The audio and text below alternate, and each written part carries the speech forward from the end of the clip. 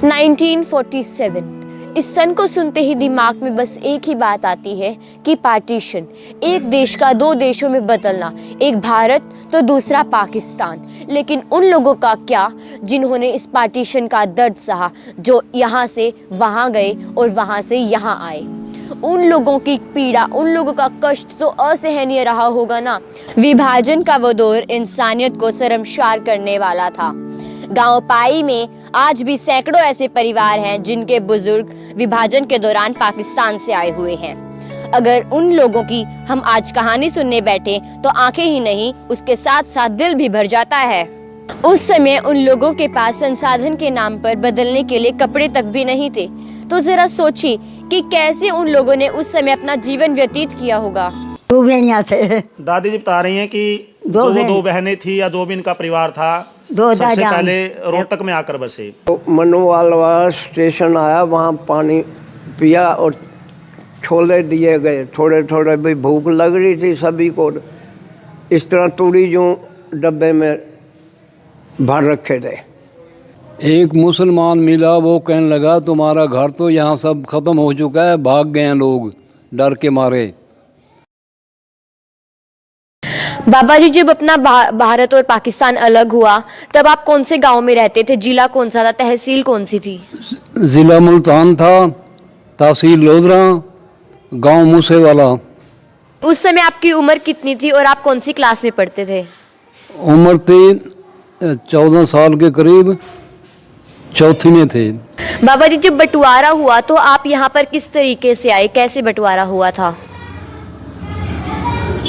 बंटवारे का तो बात ऐसी है कि उस वक़्त हमें इतनी नॉलेज नहीं थी जितनी आजकल यहाँ है। उस वक़्त अनपढ़ थे लोग। तो मैं स्कूल से गया नहीं। अगले जब शाम को वापस आया तो हमारा गांव बरान मिला। एक मुसलमान मिला, वो कहने लगा तुम्हारा घर तो यहाँ सब खत्म हो चुका है, भाग गए हैं लोग डर के मारे। अब तुम रह गए अकेले, बताओ क्या करोगे?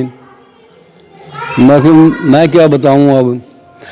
तो मुसलमान जो था वो कहने लगा कि आप एक बात करो, जो तुम्हारी प्रॉपर्टी है, मकान है, दुकान है, डंगरों की हस्ती है, जो कुछ भी है सारा मेरे को देना पड़ेगा, मैं आपको छोड़ के आऊँगा।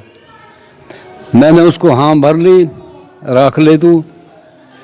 और रात का रात सारी चलाता रहा जंगल में। क्यों, बाहर तो वो बैठे थे काफले, वहाँ कुछ जा नहीं सकते थे। तो वहाँ से वो अगले दिन मेरे को वहाँ छोड़ के आया उसमें परिवार में। तो मुसलमानों ने आपको कोई नुकसान नहीं पहुँचाया? नुकसान तो बहुत पहुँचाया। मतलब है, जब हमें वो इस्लाम बदलने के लिए कह रहे थे, भाई तुम बदल लो, हम कुछ नहीं कहते, आराम से बैठे रहो।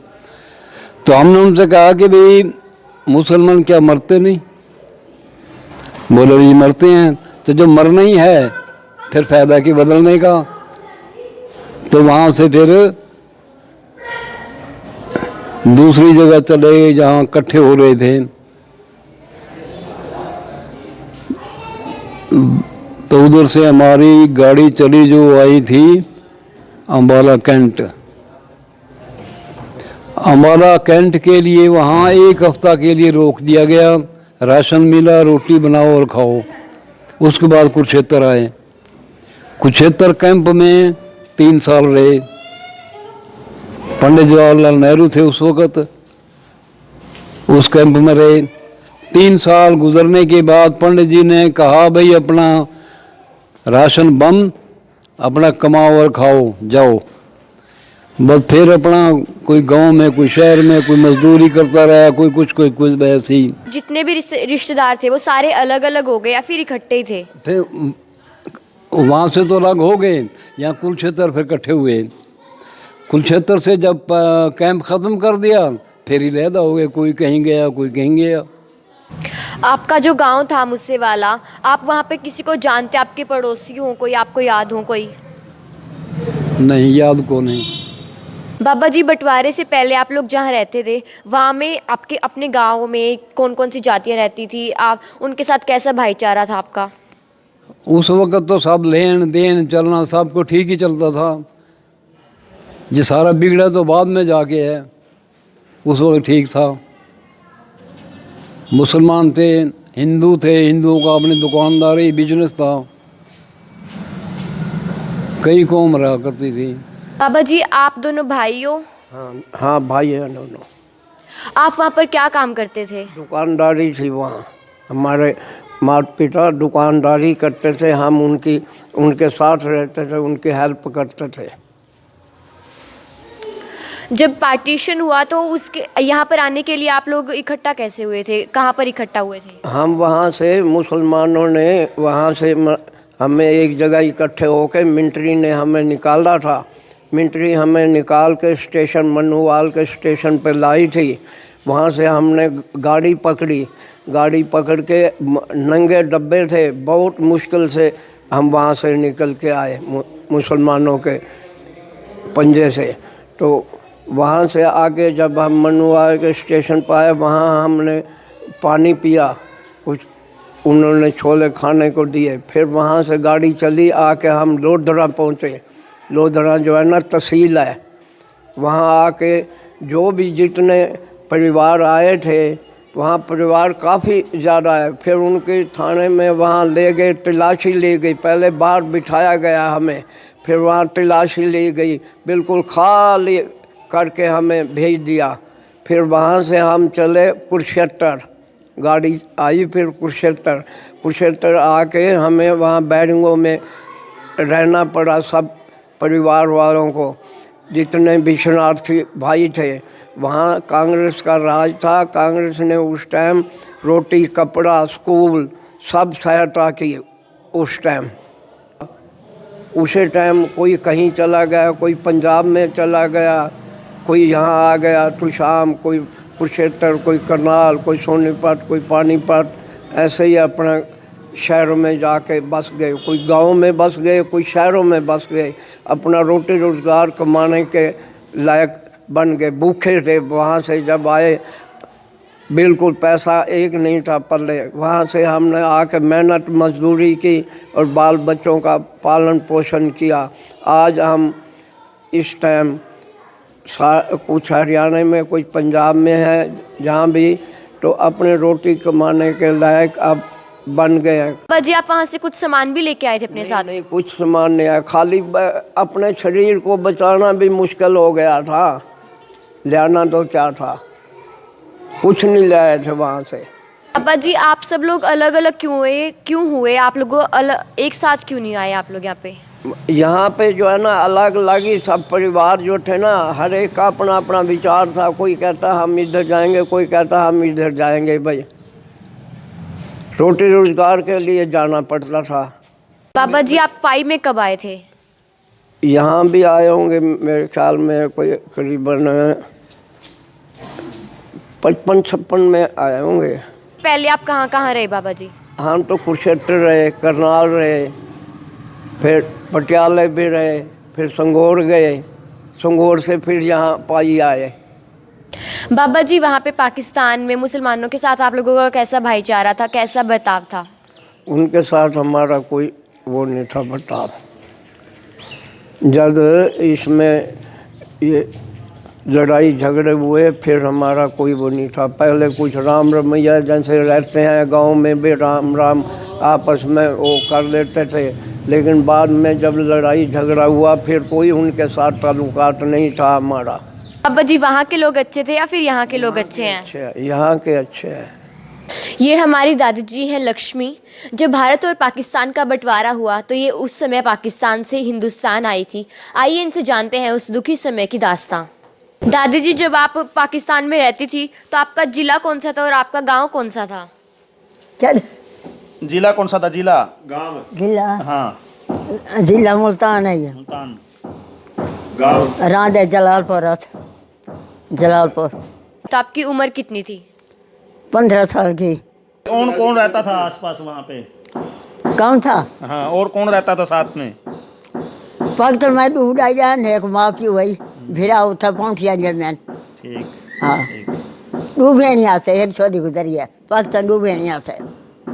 दादी जी, आपका कभी अपने गांव में वापस जाने का मन करता है?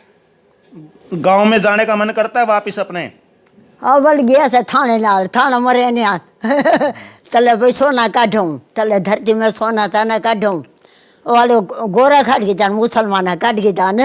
दादी जी अपनी मुल्तानी भाषा में ही व्याख्यान कर रही हैं। वो कह रही हैं कि हमारे पास वहाँ पाकिस्तान में काफ़ी सोना सोना था, था, बहुत। चांदी था, जो वहीं पर वो उनको छोड़कर आना पड़ा।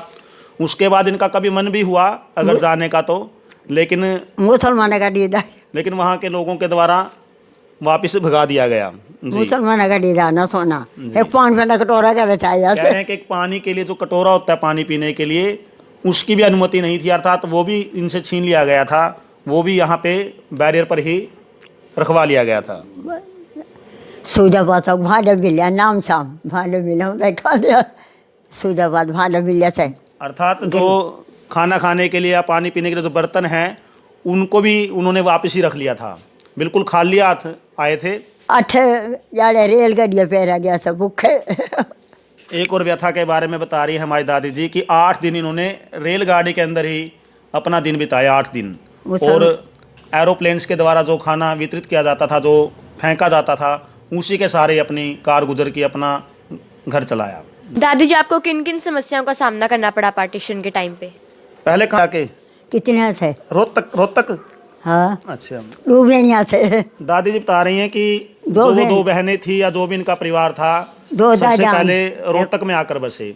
भाई बाउंड्री होता है, एक कैंप में ही निवास करना पड़ा, लेकिन रोजगार का साधन कोई नहीं था।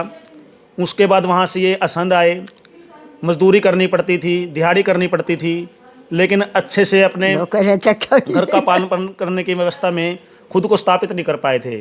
फिर अंततः इनको पुंडरी ही आकर निवास करना पड़ा। और उसके बाद पुंडरी में आने के बाद ही इनकी शादी पाई हो गई थी मेरे दादाजी के साथ, स्वर्गीय श्री करमचंद सेठी जी के साथ। सर, वहाँ के जो बुजुर्ग हैं वहाँ पर कैसे रहते थे? यहाँ पर वो कहाँ पर आके बसे? कैसे उन्होंने यहाँ पर अपना जीवन व्यतीत करने के लिए शुरू किया? तो मेरे पिताजी बताते थे, हम छोटे छोटे थे ना पहले भी, हम ऐसे ऐसे आए थे। गांव के जो चौधरियों में आते थे मेरे पिताजी, मेरे दादाजी, परदादा जी, तो उनके पास 60 किला ज़मीन थी। तो ज़मीन तो यहाँ रिक्वायर हो गई थी हिसार ज़िले में पहले। और जो गांव के मुखिया थे, सरपंच थे, उनको कह गए थे पहले आके घर मेरे परदादा जी को भी आपको गांव छोड़ना पड़ेगा। और वो छोड़ भी गए थे, थोड़ी दूर छोड़ गए थे। वो कहने लगे भी जो आपके पास धन दौलत है ना, यहीं रहने दो, बाद में आके ले जाओ।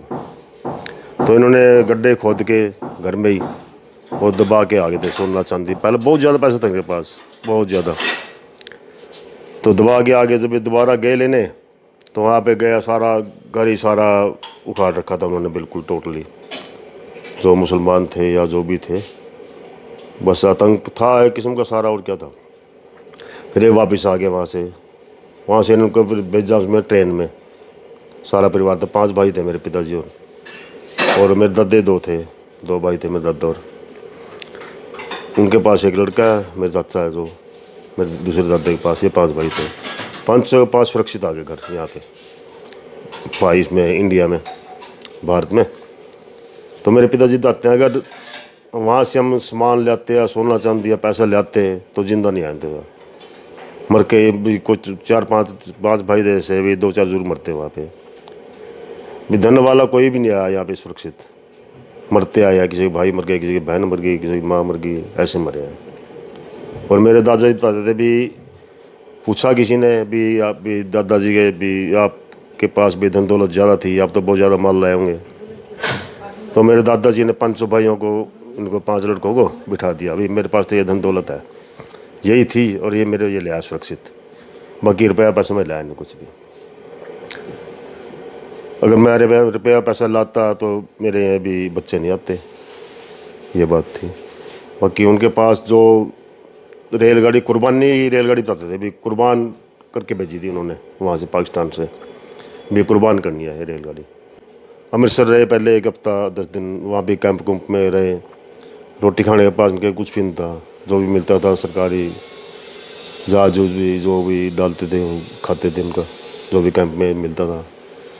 उसके बाद ये कई दिन रहे वहाँ पे, फिर अम्बाला आ गए थे। नहीं इसमें, हाँ अम्बाला, वहाँ से तो काम करते करते कोई पटियाला चला गया, कोई दिल्ली चला गया। मेरे पिताजी दिल्ली थे, काफ़ी टाइम दिल्ली में काम किया, स्टेशन पे कुलिया काम किया मेरे पिताजी ने। मेरे चाचे थे छोटे छोटे, उन्होंने ईंट पाथी, छोटी ईंट ठोए करती है।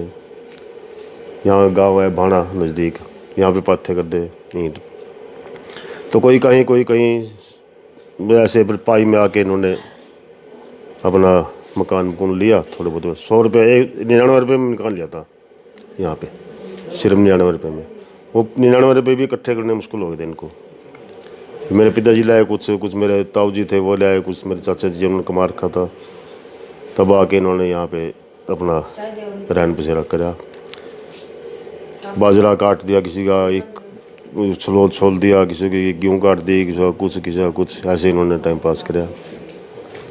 वो बताते रहते थे सारा भी, जब कभी परिवार बैठे थे ना, सारे बताते रहते थे सब कुछ भी। ऐसे ऐसे इनके पीछे वहाँ पाकिस्तान से दरिया छोड़ दिया, दरिया का वो बांध तोड़ दिया, आगे आगे भागे, ये पीछे पीछे पानी इतना ज़बरदस्त कि हमने वो झेला बिल्कुल, बहुत ज़्यादा। कुत्ते लगा दिए पीछे, बहुत कुछ बताते थे। बस आंसू आ जाते सुन के भी, ये बातें सुन के। मतलब तो यादें ही बाकी हैं उनकी। मेरे पिताजी तो 20 साल हो गए गुजर गए। बाकी मेरी माता जी हैं, बताती थी, ये भी थी सारों कुछ। जब इनको कुछ याद नहीं, कुछ ऊंचा सुनते हैं, बस मेरे नाना जी बताते थे ऐसी जी बातें सारी, बहुत कुछ बताते थे। और एक दो बात और भी थी, जैसे कैंप में बैठे बैठे भी भूख लगी और कुछ खाना है या अभी कहाँ से आएगा, बीड़ी सिगरेट ले आके वो बेच के इन्होंने अपना टाइम पास कराया। वहाँ भी बेची इन्होंने। कुशत्र भी स्टेशन पे या और कहीं पे इस तरह भी कैंप लगा है, वहाँ भी इन्होंने काम किया है। किसी का कपड़े उठा, किसी के भी कूली का काम किया स्टेशन पे, या किसी के कपड़े धो दिए या कुछ भी। ऐसे इन्होंने कमाया है बहुत ज़्यादा। किसी के साथ या ठगी या चोरी या ऐसे काम नहीं है कि इन्होंने कभी भी।